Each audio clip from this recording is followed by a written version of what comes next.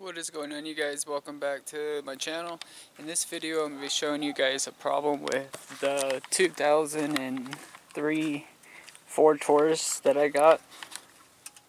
Now this goes for 2001 to 2003 Ford Taurus with the 3.0 V6 engines. So this is a common oil leak or air leak. This is a PCV valve right here for the vacuum. And what's been happening is, as you guys can see, oil's been building up and coming out of here. And so what I did is I sealed it off.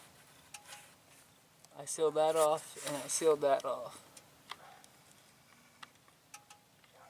You can see I just put a thin layer of sealant around these cracks. Now you guys will be able to remove that if you ever need to, and this is what I used.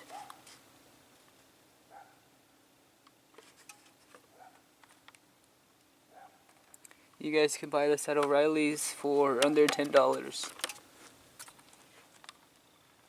Yeah, just get this piece and put a thin layer around, all the way around.